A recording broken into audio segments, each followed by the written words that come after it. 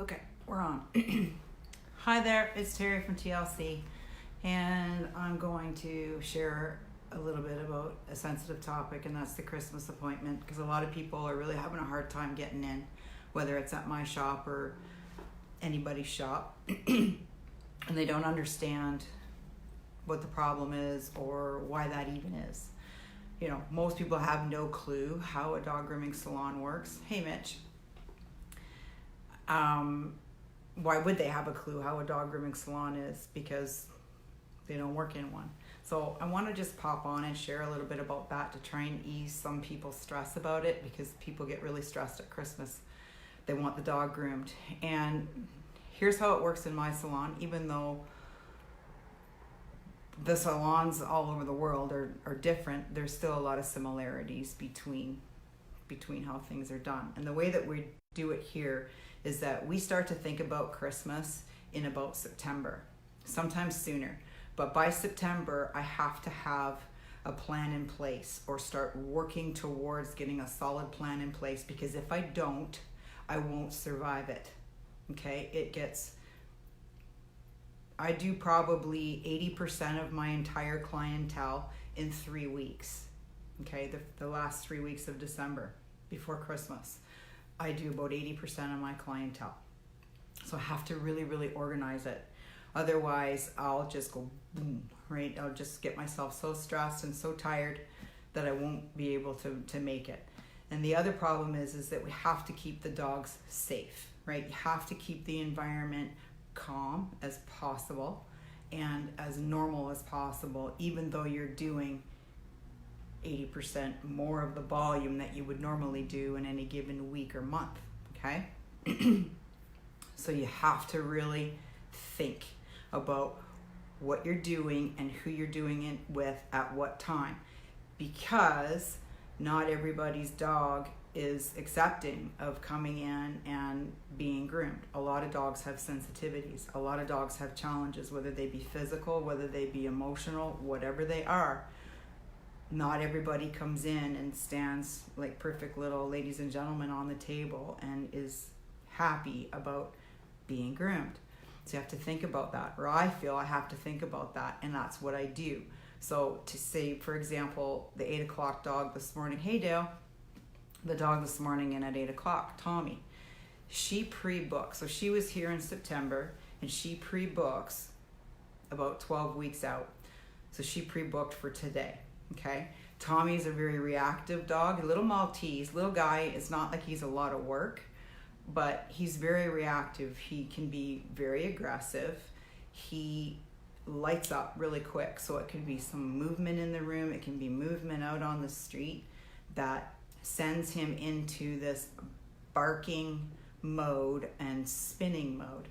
And I'm working with sharp objects, and I got to do the best that I can do to keep him safe. So I don't book a lot on his time, right? I don't book in 2 or 3 more dogs, because the movement and the activity, whether they're being bathed or dried or groomed, he's curious and he wants to jump off my table and go and see that other dog. There's all kinds of things that happen. So I have to think about his personality and what he requires of me as his groomer to keep him safe, right? So I know who I am and who I am not matching with him at the same time that he comes in, okay? And the same thing with another dog last week, Griffin. He's another challenge for another way. He's 15 years old. He has arthritis. He has deteriorated discs in his spine. He took a tumble last spring down the stairs. He's got all these things. And on top of all of that, he likes to try and lick clipper blades and scissors. So he's a 2-people job. So I'm booking a time slot for him specifically so that he can go from start to finish through the whole groom, and there's 2 people that are working on him, and that sucks up a lot of real estate in the shop. So you get the picture, okay? It's hard to squeeze people in and around these situations because they're just not available. In order to give what those people have been giving me all these years, and that is consistency with showing up every 6 to 8 weeks, sometimes 12 weeks, right?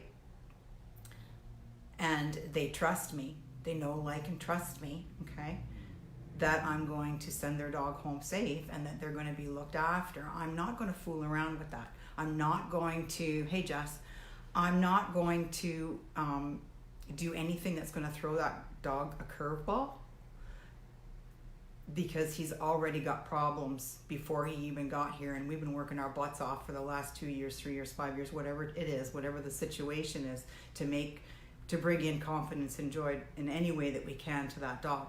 So when I'm bringing in something else, I got to make sure that it's a match for that, right? So I can't have a dog that is a barker or a biter or a dog aggressive, all of these things. And there's a lot of dogs out there that are like that. So you have to find the hole in your appointment book where you can safely work on that dog and safely work on that dog. And you're also doing 80% more of the volume, okay? And since we start working on that in September, by the time October comes, all the appointments for December are gone. They're gone. By the time Black Friday, the American Thanksgiving arrives, there's nothing left in a grooming shop, essentially, right? It's already figured out what we're doing. We do take appointments when they're calling in, and that makes you feel bad too. We had 2 of them today, okay? There's an example, and I'm not speaking of anybody specifically, but here's an example of what did happen today. 3 clients called on the answering machine last night. They forgot, okay? They want to get in. And they've been faithful, consistent, loyal people for years. So I rearrange a little bit of stuff on the backside of my day so that I can get those dogs put through. Okay, I stay longer, cancel, whatever, so that those dogs can get put through. Okay? But when you've done that for Tuesday, Wednesday, Thursday, Friday, because there's so many people that have forgotten to call, you run out of time, you run out of space, right? And it's not just a me thing. It's happening to Daisy, it's happening to Laurel, it's happening to all these people. It's just how it goes. It's kind of like people wake up on like the 10th of December and say, oh, we better get the dog groomed. But by the 10th of December, it's already 2 to 3 weeks too late to find a spot, okay? So that's mainly the other part of it. And I don't like to start a new relationship with a new dog at the Christmas time. It's so busy and there's so much volume that I don't know his lumps and his bumps, and I don't know what the personality is. I don't feel as though I'm able to give the time that I feel that a lot of dogs need, because, and I've said this 1,000 times and I'll stick with this, no animal willingly accepts ever being rushed. Okay? So when they're meeting someone new, me, for the first time, and they're in a new space, this building, and there's new dogs, and there's new sounds, and there's new smells, and my routine is a little bit the same as what the other groomer was, but not quite the same, it doesn't give them a lot of confidence in it. They need time to make that adjustment. But if I'm rushing because I've got somebody that's coming in 15 or 20 minutes because I'm trying to keep that schedule and all that, that dog is feeling pushed upon, it's feeling rushed, and it's not feeling confident, and it doesn't want to stand on my table, it doesn't want to work with me, it just wants it to be done and be over with. They shut down emotionally, they shut down mentally, they pancake on the table, I'm having to lift them up. It gets into this thing, so to avoid it, you just don't do it. Okay? The other piece is that people that don't have their dogs groomed regularly come out of the woodwork. Like, it's amazing. Collie Shepherd crosses, these big dogs that haven't been seen since the spring or even since last Christmas. That's a common thing, right?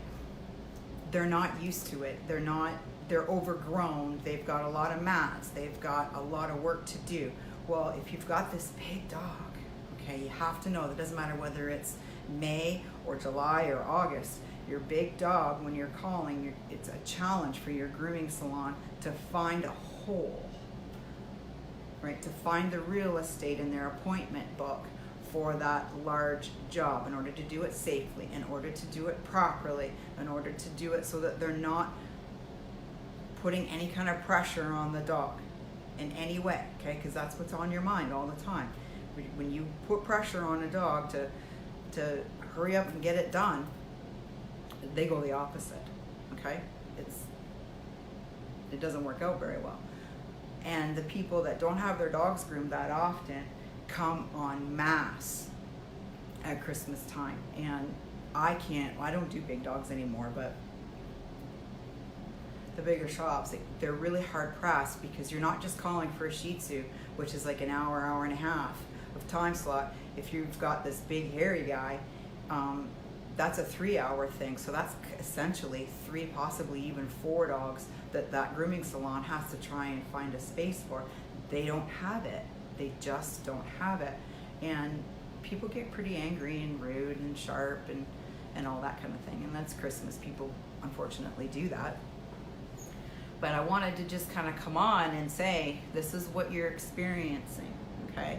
So the other piece is that people are saying, well, can you recommend somebody, Terrie? Where can I go? Well, I can't recommend anybody, because, Daisy's messaging me and saying, I'm full, right? I don't have any more, because I was depending on her for a little while for any hole that she had in her appointment book, that I could send somebody over to her salon, because I know they're safe and they're going to be well looked after.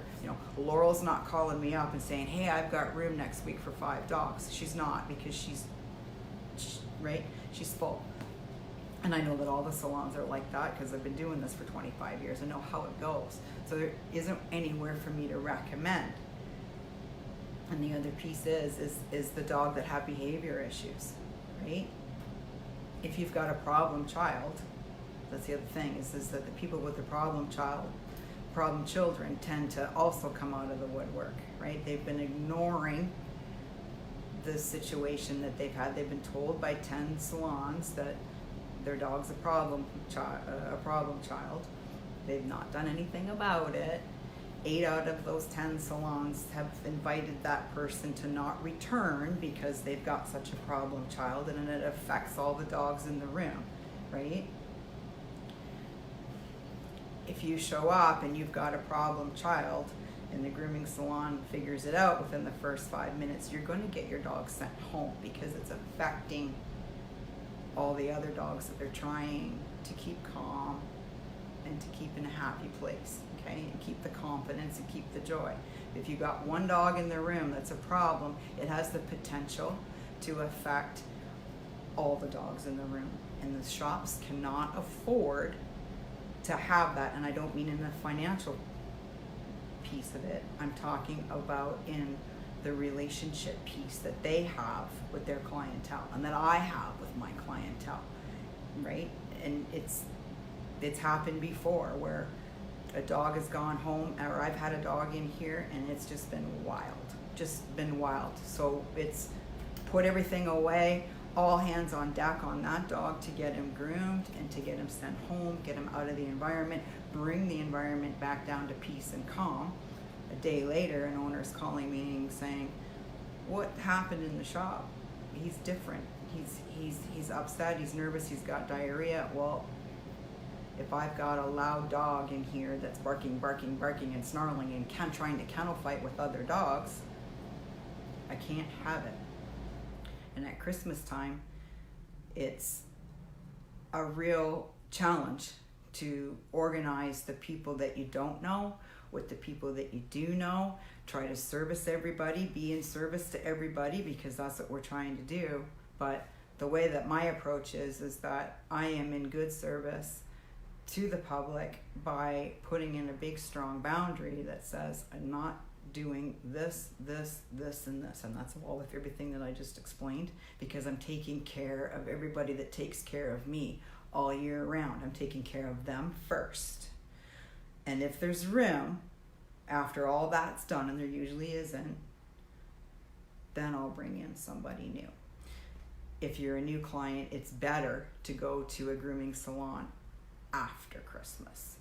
Don't try to start that new relationship at Christmas. That's just how I feel about it. I would much rather start a new relationship with a new dog and a new dog owner on a quieter, more calm, not feeling so much pressure, even though we work our butts off to make sure that it's not a lot of pressure and that it's not loud and there's not a lot of high energy in here. It's still there, okay? It's still there. So I would rather that we begin those new relationships at a different time of year. So what are your solutions to this problem? Like, we have people that will come in now for their Christmas appointment and they will pre-book Christmas 2020. They know the date that they want, they know the time that they want, and they'll book it now for next year, okay? So there's that. Pre-book with your groomer and have a relationship with your groomer, okay? Don't just go once a year or twice a year, okay? You're not going to get what you want. You're not going to get in and it's just going to be just kind of, it was okay, right? You want somebody that you know and you know well and you have developed a relationship. That's the way to get your Christmas appointment in, okay? So very uncomfortable topic to talk about because I feel like people feel shamed and that kind of thing. That's not my intention at all. I'm not talking about anybody specific.